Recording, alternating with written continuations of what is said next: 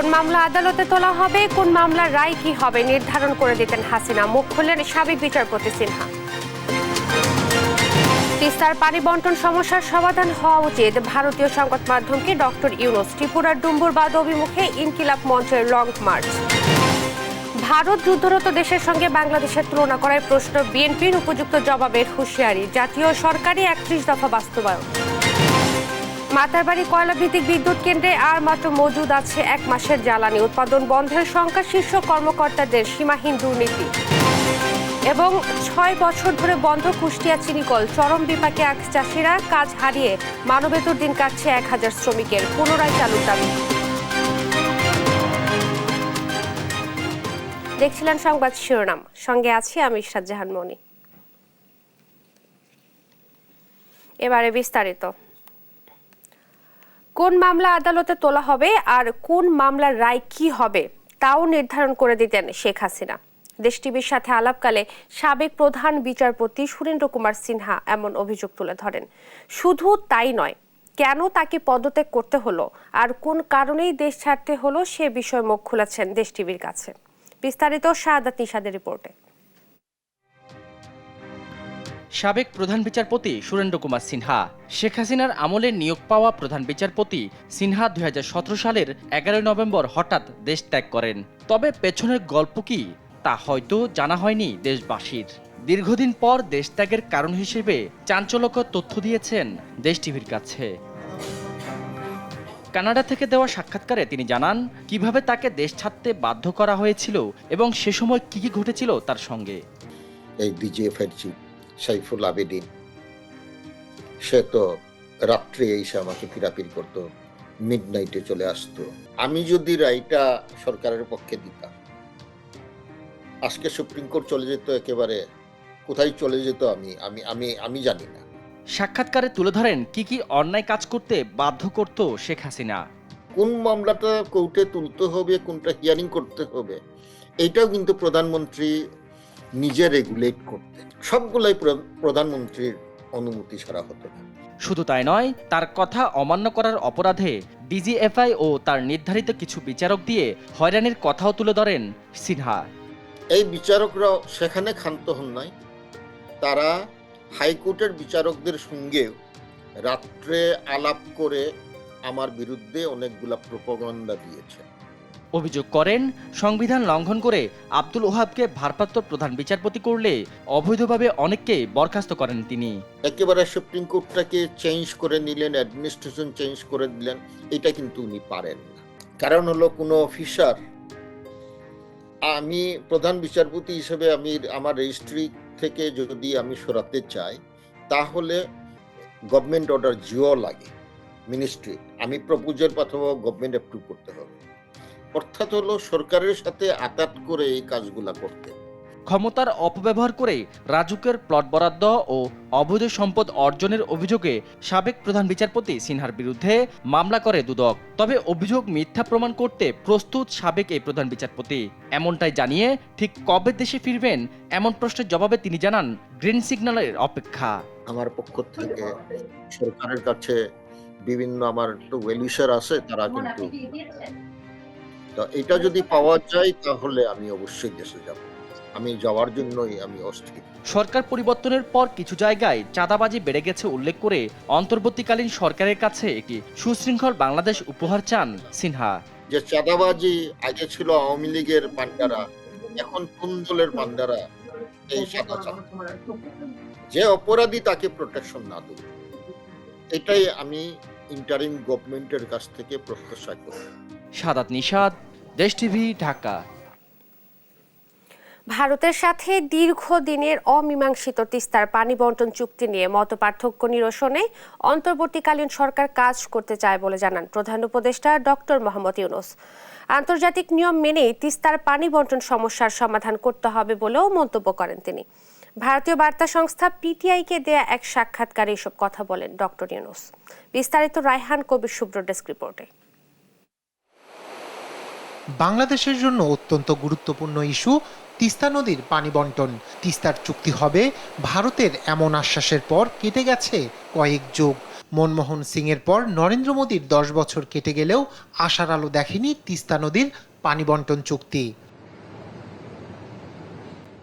ভারত বাংলাদেশ দ্বিপাক্ষিক বৈঠকে তিস্তার পানি ব্যবস্থাপনা নিয়ে যখন আলোচনা এবং সমঝোতা চলছে, তখন তিস্তায় ভারত থেকে আসা পানির ঢলে বন্যা ও ভাঙনের শিকার হয়েছে রংপুরের বিস্তীর্ণ এলাকা।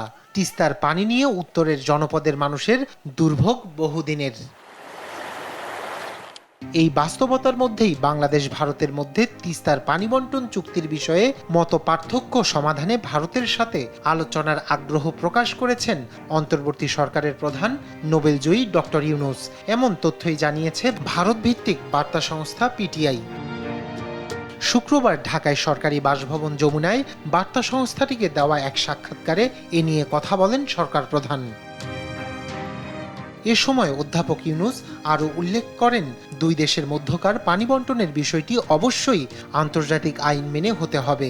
এক্ষেত্রে বাংলাদেশের মতো ভাটির দেশগুলোর অধিকার সমুন্নত রাখার সুনির্দিষ্ট অধিকারের কথা মনে করিয়ে দেন প্রধান উপদেষ্টা। এক প্রশ্নের উত্তরে ডক্টর ইউনূস বলেন, ভারতের উপর চাপ নয়, যৌথ আলোচনার মাধ্যমে সমাধানের পথে হাঁটতে আগ্রহী তিনি। এছাড়া দক্ষিণ এশীয় আঞ্চলিক সহযোগিতা সংস্থা সার্কের চেতনার পুনরুজ্জীবন হওয়া দরকার বলে মন্তব্য করেন অন্তর্বর্তী সরকার প্রধান। সার্ক মহৎ উদ্দেশ্যে যাত্রা করলেও এর কার্যক্রম শুধু কাগজে কলমে উল্লেখ করে আক্ষেপ প্রকাশ করেন ডক্টর ইউনূস। রায়হান কবির শুভ্র, নিউজ ডেস্ক, দেশ টিভি।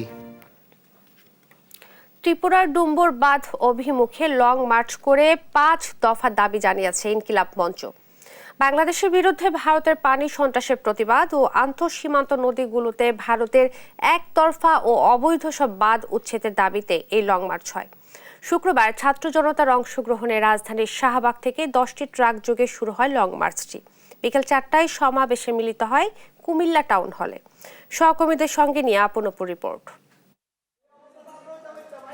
সম্প্রতি ভারতের ডুম্বুর বাঁধ খুলে দিলে পানিতে ডুবে কুমিল্লা, ফেনী, নোয়াখালী এবং লক্ষ্মীপুর সহ বাংলাদেশের 12টি জেলা। বছরের পর বছর ধরে চলছে ভারতের এই কার্যক্রম। এবার এর বিরুদ্ধে প্রতিবাদে দাঁড়িয়েছে হাজারো ছাত্র জনতা। আন্তর্জাতিক আইন লঙ্ঘন করে ভারতের অবৈধভাবে বাঁধ নির্মাণের প্রতিবাদে ত্রিপুরার ডুম্বুর বাঁধ অভিমুখে এই লং মার্চ। আর হচ্ছে যে বাঁধগুলো আছে সেই বাঁধগুলো ভেঙে ফেলা দরকার, নাহলে আমাদের বাংলাদেশে খুব কষ্ট হয়, সমস্যা হয়। ইদানিং সম্প্রতি ফেনীতে আমাদের অনেক মানুষ মারা গেছে। ভারতের একক সিদ্ধান্তে স্বৈরাচার হাসিনার সহযোগিতায় এসব বাঁধ নির্মাণ করে নিজেদের সুবিধা হাতিয়ে নিচ্ছে বলে দাবি করেন নেতাকর্মীরা। এতদিন যে ফ্যাসিস্ট সরকার, দিল্লি শাসিত সরকার আমাদের এখানে ছিল, এই ফ্যাসিস্টকে হারানোর পর তারা তাবেদারির বাদ দিয়ে আমরা নতুন রাষ্ট্র নির্মাণ করতে চাই। ভারতের নির্মাণ করা সব বাঁধ ভেঙে দেওয়ার দাবি জানান তারা। আমরা ভারতের নির্মিত বাঁধ ভাঙার প্রতীকী কর্মসূচি নিয়ে আমরা এগিয়ে যাচ্ছি। শুক্রবার সকালে 10টি ট্রাক যোগে ঢাকার শাহবাগ থেকে ডুম্বুর বাঁধ অভিমুখে মার্চ শুরু করে ইনকিলাব মঞ্চ। দুপুর 2টায় পথসভা করে কুমিল্লার চান্দিনায়। কুমিল্লা টাউন হলে আয়োজন করা হয় সার্বভৌম সমাবেশ। ঢাকার লং মার্চ সেখানে মিলিত হয়। 5 দফা দাবি উত্থাপন করেন ইনকিলাব মঞ্চের মুখপাত্র ওসমান হাদি। ভারতের সমস্ত অবৈধ বাঁধ ভেঙে ফেলার দাবিতে অতি সত্বর জাতিসংঘ এবং সমস্ত আন্তর্জাতিক ফোরামকে অন্তর্ভুক্ত করে ভারতের বিরুদ্ধে ব্যবস্থা গ্রহণ করতে হবে। সমাবেশ শেষে টাউন হল থেকে পদযাত্রা করে লং মার্চটি বিবির বাজার স্থলবন্দর অভিমুখে রওনা হয়। নগরের প্রধান সড়ক প্রদক্ষিণ করে বিকেল 5:30টায় নগরীর রাজগঞ্জ বাজার এলাকায় গিয়ে শেষ হয়। আপন অপু, নিউজ ডেস্ক, দেশ টিভি। তারেক রহমানের প্রতিশ্রুতি অনুযায়ী সরকার পতনে যারা কাজ করছে তাদের সাথে নিয়ে বিএনপি জাতীয় সরকার গড়তে চায় বলে মন্তব্য করেছেন বিএনপির স্থায়ী কমিটির সদস্য আমির খসরু মাহমুদ চৌধুরী। রাষ্ট্রবিরোধী কাজ যারা করছে তাদের ঐক্যবদ্ধভাবে খুঁজে বের করতে হবে বলেও দাবি তার। আর পর্যবেক্ষণের নামে বাংলাদেশকে যুদ্ধরত দেশের সাথে তুলনা করে ভারত প্রশ্নের জন্ম দিচ্ছে বলে মন্তব্য করেছেন দলটির সিনিয়র যুগ্ম মহাসচিব রুহুল কবির রিজভী। বিস্তারিত সাইফুল রিপনের প্রতিবেদনে। শুক্রবার রাজধানীর রামপুরার মৌলভীটেক এলাকায় ছাত্র জনতার আন্দোলনে পুলিশের গুলিতে নিহত রিকশা চালক মোহাম্মদ সাগরের পরিবারকে আর্থিক সহায়তা দেয় আমরা বিএনপি পরিবার। এ সময় শোক সন্তপ্ত পরিবারের সাথে সহমর্মিতা জানিয়ে দলের সিনিয়র যুগ্ম মহাসচিব রুহুল কবির রিজভী অভিযোগ করেন, পতিত সরকারের দোসররা কালো টাকা দিয়ে দেশকে অস্থিতিশীল করার চেষ্টা করছে। সেই সঙ্গে বাংলাদেশকে যুদ্ধরত দেশের সঙ্গে তুলনা করে ভারতের প্রতিরক্ষা মন্ত্রীর বক্তব্য প্রশ্নের জন্ম দিচ্ছে। ভারতের প্রতিরক্ষা মন্ত্রী আপনার ইউক্রেন, রাশিয়া বা ওখানে ইসরায়েল হামাসের সাথে বাংলাদেশের এখানে তুলনা করলেন কেন? এইসব বিষয়গুলি, এইসব বক্তব্যগুলি একটা বড় প্রশ্নের জন্ম দিচ্ছে মানুষের মনে। যদি কেউ আমাদের দিকে অশুভ দৃষ্টি নিয়ে তাকায়, আমরা ঠিক তার উপযুক্ত জবাব দিতে প্রস্তুত আছি। এদিকে গুলশানে বিএনপি চেয়ারপারসনের রাজনৈতিক কার্যালয়ে বাংলাদেশ পিপলস পার্টি, ন্যাপ ভাসানী ও গণফোরাম একাংশের সাথে লিয়াজো কমিটির বৈঠক করে বিএনপি। বৈঠক শেষে জাতীয় ঐক্যের বিকল্প নেই দাবি করেন বিভিন্ন দলের নেতারা। সংবিধানকে এমনভাবে অপব্যবহার করা হয়েছে, প্রশাসনকে ব্যবহার করা হয়েছে, এগুলো আমাদেরকে সবাই সম্মিলিতভাবে একটা জাতীয় ঐক্যের ভিতর দিয়ে আমাদের এগুলিকে নির্মূল করতে হবে। জাতীয় ঐক্যের কোনো বিকল্প নেই। আমরা কোনো অবস্থায় এই জাতীয় যে ঐক্য গড়ে উঠেছে ছাত্র জনতার আন্দোলনের ভিতর দিয়ে, সেটাকে আমরা ধরে রাখতে চাই। বিএনপির স্থায়ী কমিটির সদস্য আমির খসরু মাহমুদ চৌধুরী বলেন, দেশকে স্থিতিশীল রাখতে কাজ করতে হবে ঐক্যবদ্ধভাবে। বলেন, রাজনৈতিক দলগুলোর সাথে আলোচনা করে প্রয়োজনে সংশোধন করে জাতীয় সরকারের মাধ্যমে 31 দফা বাস্তবায়ন করতে চায় বিএনপি। রাষ্ট্রবিরোধী কার্যক্রম চলছে, এগুলোতে পেছনে কারা আছে এই জন্য আমাদের সকলকে ঐক্যবদ্ধ চেষ্টা করতে হবে। যারা এই আন্দোলন সংগ্রামে শেখ হাসিনার পতনের জন্য রাস্তায় ছিলেন, কাজ করেছেন, সবাইকে নিয়ে একটা জাতীয় সরকার হবে, যেই সরকার 31 দফা বাস্তবায়ন করবে। প্রয়োজনে 31 দফাতে যদি আরও কিছু পরিবর্তন আনার দরকার হয় সেটাও করা হবে। শেখ হাসিনা দেশ ছেড়ে পালানোর পর দেশের মানুষের মনোজগতে যে পরিবর্তন হয়েছে তার সাথে তাল মিলিয়ে যুগপথের রাজনৈতিক দলগুলো চলতে চায় বলেও জানান আমির খসরু মাহমুদ চৌধুরী।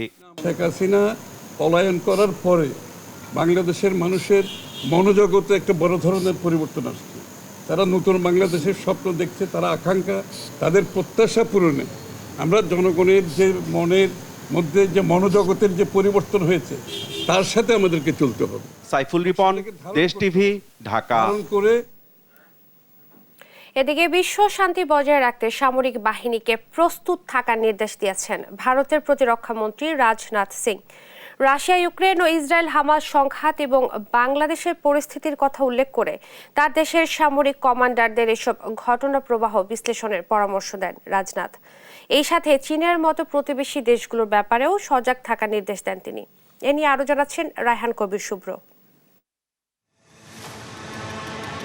বৈশ্বিক অস্থিরতার ওপর সতর্ক নজর রাখতে এবং অপ্রত্যাশিত পরিস্থিতি মোকাবেলার জন্য প্রস্তুত থাকতে ভারতের সশস্ত্র বাহিনীকে নির্দেশ দিয়েছেন দেশটির প্রতিরক্ষামন্ত্রী রাজনাথ সিং। বৃহস্পতিবার উত্তরপ্রদেশের লখনৌতে জয়েন্ট কমান্ডার্স কনফারেন্সে এই নির্দেশ দেন তিনি।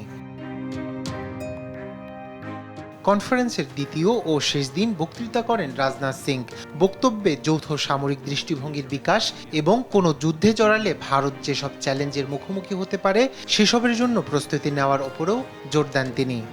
लेकिन आज जैसी वैश्विक परिस्थितियां हैं उनको देखते हुए मैंने यही सारे अपने आर्मी कमांडर्स को मैंने कहा था कि विश्व में शांति की स्थापना के लिए और स्वयं भारत में भी शांति की स्थापना के लिए सदैव हम लोगों को युद्ध के लिए तत्पर रहना चाहिए, तैयार रहना चाहिए।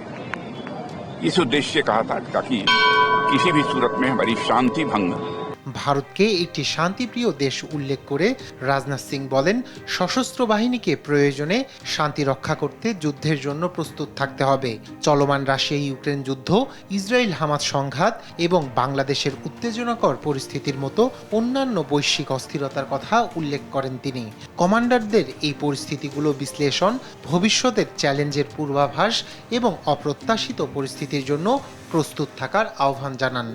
शांति की स्थापना के लिए और स्वयं भारत में भी शांति की स्थापना के लिए सदैव हम लोगों को युद्ध के लिए तत्पर रहना चाहिए, तैयार रहना चाहिए। ভারতের উত্তরাঞ্চলীয় সীমান্ত এবং প্রতিবেশী দেশগুলোর সমস্যা নিয়ে ব্যাপক বিশ্লেষণের প্রয়োজনীয়তার কথাও তুলে ধরেন রাজনাথ সিং।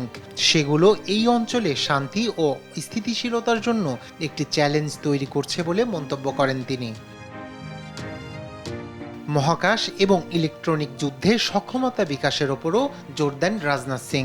সামরিক নেতৃত্বকে কৃত্রিম বুদ্ধিমত্তার ক্ষেত্রে সর্বশেষ প্রযুক্তিগত অগ্রগতির ব্যবহার বাড়ানোর দিকে মনোনিবেশের আহ্বান জানান। প্রযুক্তিগত উপাদানগুলো সরাসরি কোনো সংঘাত বা যুদ্ধে অংশ নেয় না, তবে তাদের পরোক্ষ অংশগ্রহণ অনেকাংশেই যুদ্ধের গতিপথ নির্ধারণ করে বলে মন্তব্য করেন ভারতের এই প্রতিরক্ষামন্ত্রী।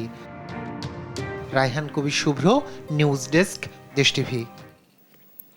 মাতারবাড়ি বিদ্যুৎ কেন্দ্রে জ্বালানি সরবরাহে জাপানি কোম্পানির সাথে কয়লা আমদানি চুক্তি শেষ হয়েছে গত মাসে। তাই আর মাত্র মজুদ আছে 1 মাসের জ্বালানি। ফলে 1200 মেগাওয়াটের 2টি ইউনিট আগামী 1 মাস উৎপাদনে থাকলে কয়লা শেষ হয়ে বন্ধ হয়ে যেতে পারে উৎপাদন। সেই সঙ্গে এই মেগা প্রকল্পের কর্মকর্তাদের সীমাহীন দুর্নীতিতে মুখ থুবড়ে পড়ার মতো অবস্থা বিদ্যুৎ কেন্দ্রটির। প্রকল্পের বিভিন্ন মালামাল আত্মসাৎ করছে প্রতিষ্ঠানটির শীর্ষ কর্মকর্তারা। এমনকি রাতের আধারে ঘটছে লুটপাটের মতো ঘটনাও।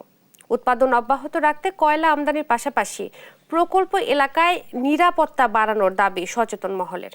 কক্সবাজার থেকে সৌরভ দেবের রিপোর্ট। উৎপাদন বন্ধ সহ নিরাপত্তা ঝুঁকিতে পড়েছে মাতারবাড়ি কয়লা বিদ্যুৎ কেন্দ্র। 2023 সালের জুলাই ও ডিসেম্বরে প্রকল্পের 2টি কেন্দ্র চালু হয়। কেন্দ্রগুলো কমিশনিং করার জন্য জাপানের সুমিতোমো কর্পোরেশনের মাধ্যমে আনা হয় 22,05,000 টন কয়লা। চুক্তি অনুযায়ী কয়লার সর্বশেষ চালান আসে আগস্টের মাঝামাঝি সময়ে। তাদের সরবরাহ করা কয়লা থেকে আর অবশিষ্ট রয়েছে 2,80,000 মেট্রিক টন, যা দিয়ে উৎপাদন চালু রাখা যাবে আর মাত্র 1 মাস। নিয়ম অনুযায়ী সুমিতোমোর সরবরাহ করা কয়লা শেষ হওয়ার আগেই কোল পাওয়ার জেনারেশন কোম্পানি দরপত্র আহ্বানের মাধ্যমে কয়লা কেনার কথা থাকলেও শীর্ষ কর্মকর্তাদের দুর্নীতির কারণে কয়লা কেনা আটকে গেছে। আদালত পর্যন্ত গড়ানোই বিষয়টি রায়ের অপেক্ষায় বর্তমানে আপিল বিভাগে ঝুলে আছে। মাতারবাড়ি কয়লা বিদ্যুৎ কেন্দ্র সংশ্লিষ্টরা বলছেন, কয়লা না পেলে বিদ্যুৎ উৎপাদন বন্ধ করা ছাড়া উপায় নেই তাদের। 2,80,000 টনের কম বেশি কোল মজুদ আছে। তো এই কোল দিয়ে আমরা 2টা ইউনিটে চালাচ্ছি। আর আমাদের কোল প্রকিউরমেন্টের যে ওটা প্রসেস চলতেছে, কিন্তু প্রসেসটা একটু হয়ে গেছে। হ্যাঁ, কোর্টে একটা মামলা অধীন আছে। 2 মাস পরে হয়তো একটা অনিশ্চিত, যদি কোল সাপ্লাই চেইনটা ঠিক না থাকে তাহলে তখন হয়তো বা আমাদের শাটডাউনের দিকে যেতে হতে পারে। এদিকে প্রকল্পের ভেতর থেকে কোটি টাকার সরঞ্জাম সরিয়ে নিচ্ছে প্রতিষ্ঠানটির শীর্ষ কর্মকর্তারা। গত 31 আগস্ট প্রকল্প পরিচালক আবুল কালাম আজাদ ও প্রধান প্রকৌশলী মনিরুজ্জামানের নির্দেশে জাহাজে করে সরিয়ে নেওয়ার সময় 15 কোটি টাকার তামার কেবল জব্দ করা হয়। আটক করা হয় এর সাথে জড়িত 5 জনকে। নিরাপত্তা কর্মকর্তারা বলছেন, শুধু 31 আগস্ট নয়, এর আগেও পস্কোর নাম ব্যবহার করে 2 কন্টেনার মালামাল গায়েব করে দেয় প্রধান প্রকৌশলী মনিরুজ্জামান। এছাড়া গত 5 আগস্টের পর স্থানীয় কিছু দুর্বৃত্ত রাতে প্রকল্প এলাকায় ঢুকে লুটপাটের চেষ্টা চালায়। ওরা যে কেবল এবং কন্টেনার নিচ্ছিল, সেখানে আপনার গেট পাসের সাথে ওদের ইনভয়েস ছিল না। তো ইনভয়েস না থাকলে তো ওটা ধরেন ওদের মালামাল, যেটা বৈধ বলা যাবে না। আমাদের কম সংখ্যক নিরাপত্তা দিয়ে কিছুটা সমস্যা হচ্ছে, কারণ অনেক দূরে দূরে পোস্টগুলো দেওয়া হচ্ছে। সেই পোস্টগুলোতে আসলে অনেক ক্ষেত্রে ওরা এলাকার কিছু দুষ্কৃতিকারী অনুপ্রবেশের চেষ্টা করে। 2023 সালে যাত্রা শুরু হওয়া এই কয়লা বিদ্যুৎ কেন্দ্র থেকে গত 31 আগস্ট পর্যন্ত জাতীয় গ্রিডে সরবরাহ হয়েছে 364,81,75,646 ইউনিট বিদ্যুৎ। সৌরভ দেব, দেশ টিভি, কক্সবাজার। 6 বছর আগে লোকসানের বোঝা মাথায় নিয়ে বন্ধ হয়ে যায় কুষ্টিয়ার ঐতিহ্যবাহী চিনিকল। একসময় যেখানে শ্রমিকদের কোলাহল ও মেশিনের শব্দে মুখরিত ছিল, সেখানে এখন শুনশান নীরবতা। এতে চরম বিপাকে রয়েছেন আখ চাষিরা। মানবেতর জীবনযাপন করছেন প্রায় 1,000 শ্রমিক ও কর্মচারীরা। তারা বলছেন, সরকারি প্রতিষ্ঠানটি বন্ধ হয়ে যাওয়ায় অসহায়ত্বের মধ্যে দিন কাটাচ্ছেন তারা। নতুন সরকারের কাছে পুনরায় প্রতিষ্ঠানটি চালু করার দাবি তাদের। ইরফান রানার ক্যামেরায় কুষ্টিয়া থেকে নাহিদ হাসান তিতাসের রিপোর্ট। 2020 সালে লোকসানের অজুহাত দেখিয়ে কুষ্টিয়া সুগার মিলের আকমারাই কার্যক্রম স্থগিত করে সদ্য পতন হওয়া স্বৈরাচার শেখ হাসিনা সরকার। এরপর থেকে আর আলোর মুখ দেখেনি ঐতিহ্যবাহী এই শিল্প প্রতিষ্ঠানটি। এতে পরিবার নিয়ে চরম বিপদে পড়ে যায় চিনিকলটির অধীনে থাকা কয়েক হাজার আখ চাষী ও শ্রমিক কর্মচারীরা। 4 বছর ধরে চিনিকলটি বন্ধ থাকায় মানবেতর দিন কাটাচ্ছেন তারা। এমনও শ্রমিক আছে 16 বছর 20 বছরের চুক্তিভিত্তিক এই প্রতিষ্ঠানের সাথে চাকরি করে আসছে। এই মিলটা যখন বন্ধ হয়ে যায় তাদের আসলে কোনো জায়গায় যাওয়ার মতো কোনো জায়গা থাকে না। এই মিলের বন্ধ হয়ে যাওয়ার পরে অনেক শ্রমিক কর্মচারী তারা অর্থের অভাবে, চিকিৎসার অভাবে অনেকেই মারা গেছে। আমাদের মিলটা আনুমানিক 4-5 বছর বন্ধ হয়ে গেছে। তো এখানে 1000-1200 শ্রমিক কর্মচারী ছিল, তারা খুবই কষ্টে জীবনযাপন করছে। ছাত্র জনতার গণ আন্দোলনে শেখ হাসিনা সরকার পতনের পর আবারও আশায় বুক বাঁধতে শুরু করেছে এখানকার শ্রমিক কর্মচারীরা। নতুন সরকারের কাছে চিনিকলটি পুনরায় চালু করার দাবি তাদের। এখন যদি আপনারা আপনাদের মাধ্যমে সরকারকে বোঝেন যে আপনারা যে সমস্ত মিলকে আপাতত প্রোডাকশন বন্ধ রাখছেন, এগুলোকে অডিট কমপ্লিট করে এদের পাওনা জানা শেষ করে তারপরে নতুন এখানে বাই প্রোডাক্ট অনেক কিছু করা যাবে। এই চিনি কলগুলি বন্ধ করে দিয়ে স্টপ করে দিয়ে চিনির বাজার 60 টাকাতে 140 টাকা করে বিক্রি করছে। তাহলে পার কেজিতে যদি এত টাকা করে লাভ হয় তাহলে আপনি চিন্তা করেন ওরা লাভ করে, তাহলে মিল কি লস, এই মিল 3 ডবল লাভ হবে। অবিলম্বে এই সুগার মিলগুলো একটা কমিটি তৈরি করে কিভাবে পুনরায় চালু করে শ্রমিক কর্মচারী, আখ চাষি সবাইকে বাঁচিয়ে রেখে সোনার বাংলাদেশ গড়ার যে স্বপ্ন আমাদের জনগণ ছাত্ররা দেখেছে, সেই স্বপ্ন যাতে আমাদের বাস্তবায়ন হয়। তবে এ বিষয়ে কর্তৃপক্ষ বলছে সরকারি সিদ্ধান্তে আকমারাই কার্যক্রম স্থগিত করা হয়েছে। নতুনভাবে নির্দেশনা পেলে আবারও চালু হবে প্রতিষ্ঠানটি। আমরা বন্ধও করি নাই, আমরা সবসময় চালু করার পক্ষে, কারণ সরকারের চিঠিতে বন্ধ হয়েছে এবং সরকারের চিঠিতেই চালু হবে। সাধারণ মানুষের দাবি বন্ধ চিনিকলটি চালু করে পরিকল্পনা মাফিক চালালে লাভবান হবে সরকার, অর্থনৈতিকভাবে স্বাবলম্বী হবে এ অঞ্চলের মানুষ। নাইদা সান্তিতাস, দেশ টিভি, কুষ্টিয়া। বাজারে বেড়েছে ইলিশের দাম। প্রতি কেজি 800 থেকে 2500 টাকা দরে বিক্রি হচ্ছে ইলিশ। আরো জানাতে রাজবাড়ী থেকে যুক্ত হচ্ছেন সহকর্মী শফিকুল ইসলাম শামীম। শামীম, ইলিশের দাম কেমন দেখছেন এবং ক্রেতা বিক্রেতারা এবার কি বলছেন, বিস্তারিত জানাবেন। ধন্যবাদ ইশরাত। আপনি যেমনি জানাচ্ছেন যে রাজবাড়ীতে পদ্মা নদীর ইলিশ মাছটি দিন দিন আরো বৃদ্ধি পাচ্ছে। আমি একটু রাজবাড়ী জেলার ইলিশ মাছের যদি সংবাদটি জানাই তাহলে প্রথমে বলতে হবে যে এই পদ্মা নদীতে এখন কিন্তু ভরা মৌসুম, আর ভরা মৌসুম হওয়ার কারণে পদ্মা নদীতে অসংখ্য ইলিশ মাছ পাচ্ছে জেলেরা।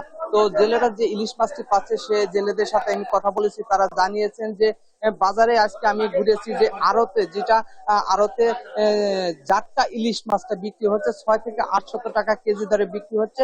তারপর 500 থেকে 800 গ্রামের যে ইলিশ মাছটি রয়েছে সেই মাছটি কিন্তু 1000 থেকে 1400 টাকা কেজি দরে বিক্রি হচ্ছে। আবার 1 কেজির ওজনের বেশি যে ইলিশ মাছটি রয়েছে সেই ইলিশ মাছটি 2000 থেকে 2500 টাকা কেজি দরে বিক্রি হচ্ছে। পাশাপাশি রাজবাড়ীতে পদ্মা নদীর যে ইলিশ মাছের যে বাজার রয়েছে, এই ইলিশ মাছের বাজারে কিছু বরিশালের ইলিশ মাছ পাওয়া যাচ্ছে। সেই বরিশালের ইলিশটি 500 গ্রাম থেকে 800 গ্রাম যে ইলিশ মাছটি রয়েছে সেই মাছটি কিন্তু 700 টাকা থেকে 1000 টাকা কেজি দরে বিক্রি হচ্ছে। আর 1 কেজি ওজনের যে বরিশালের ইলিশ মাছটি রয়েছে সেই ইলিশ মাছটি 1200 থেকে 1800 টাকা কেজি দরে বিক্রি হচ্ছে। পাশাপাশি যে চাঁদপুরের যে ইলিশটি রয়েছে সেই ইলিশ মাছটি আর একটু কমে দামে বিক্রি করছে বিক্রেতারা।